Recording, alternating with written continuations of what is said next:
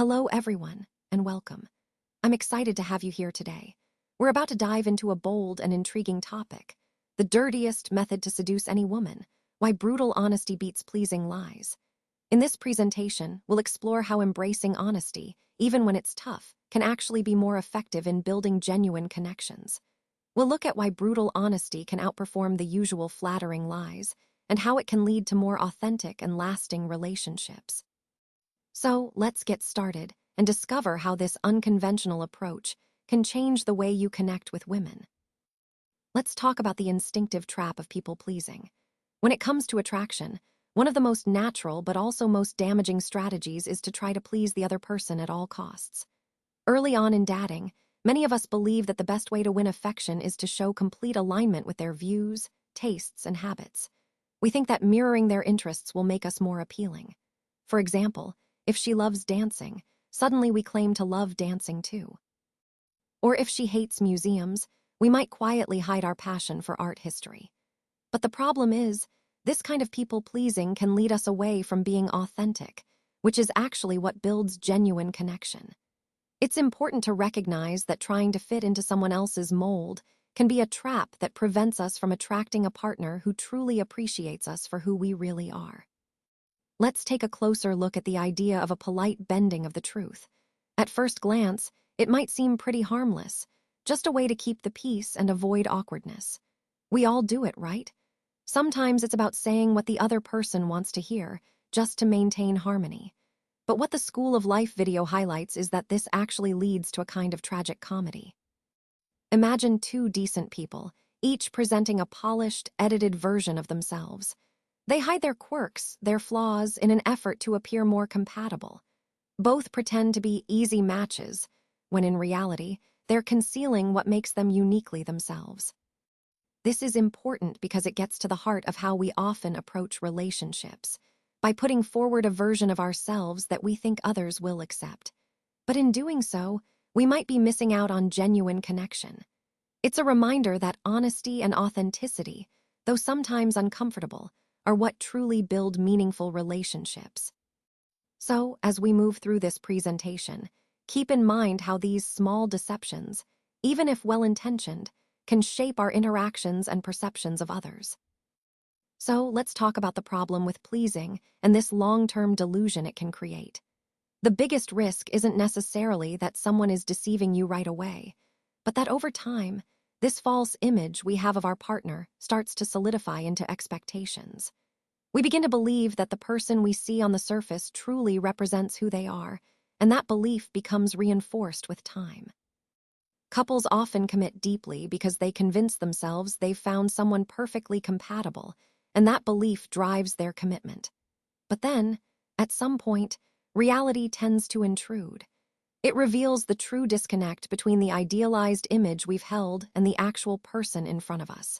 And this disconnect can be quite jarring, often leading to disappointment or disillusionment. This slide highlights how these illusions can shape our long-term perceptions, and why recognizing this tendency is crucial in understanding the dynamics of lasting relationships. Now, as we move into the early stages of disillusionment, it's important to understand how this process unfolds gradually. First, there's the shock phase. This is when we start to realize that our partner may not actually like the things we assumed they did. It can be a bit unsettling because it challenges our previous perceptions and expectations. Then, moving into the resentment stage, we begin to recognize what's really missing in the relationship. Whether it's intellectual, sexual, or emotional needs, we realize these core aspects are unfulfilled. This realization often brings about feelings of frustration or disappointment, which can deepen the disillusionment. These stages are critical because they mark the transition from idealization to a more realistic understanding of the relationship.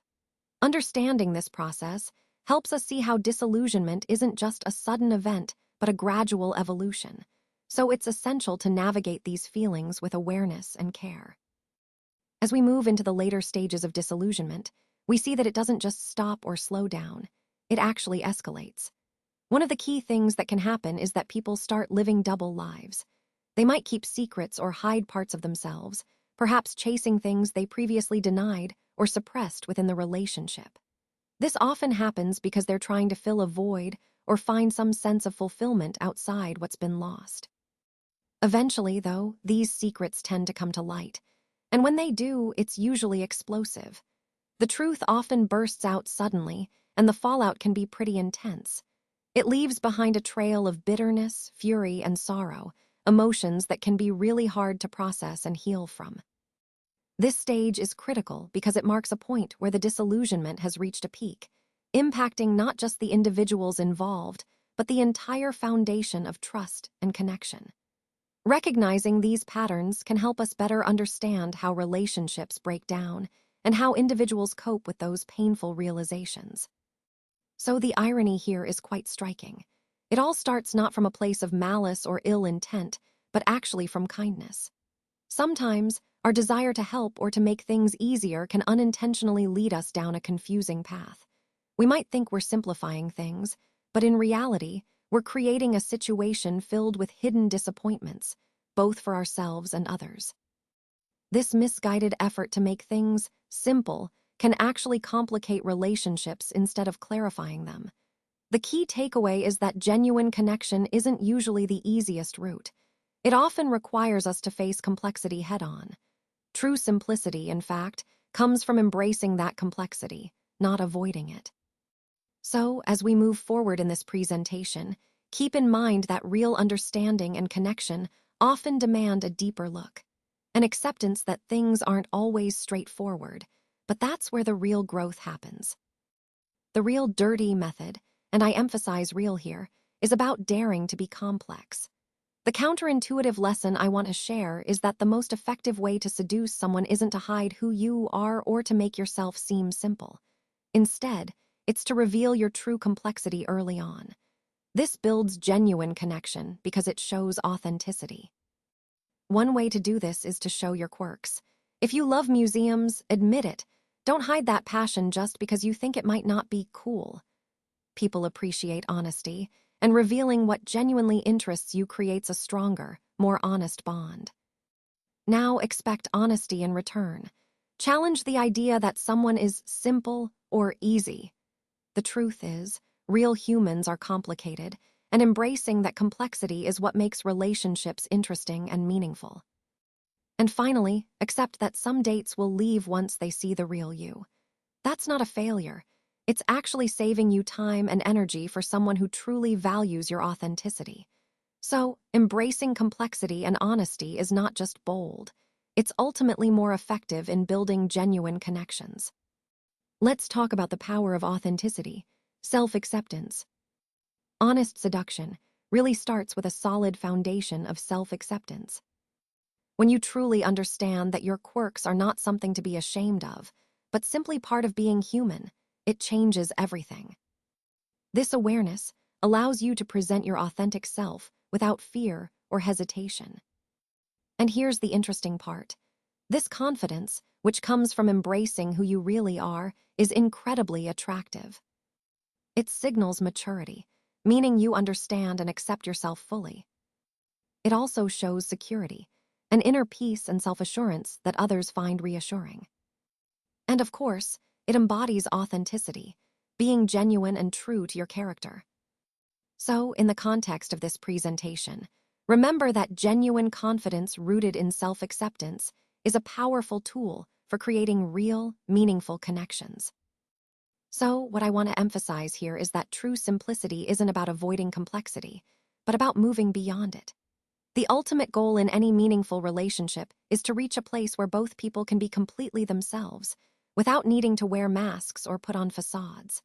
When we embrace each other's real, messy humanity, those imperfections, those vulnerabilities, that's when the relationship truly becomes lighter, freer, and more enduring.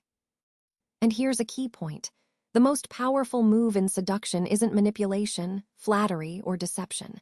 It's the courage to show up as who you really are, complex, imperfect, and unapologetically real. That kind of honesty, that authenticity, creates a genuine connection that stands the test of time. So, as we've seen throughout this presentation, authenticity is the core of lasting relationships. It's not about perfection, but about embracing our true selves and inviting others to do the same. That's where real simplicity lies, beyond the layers of complexity we often build around ourselves.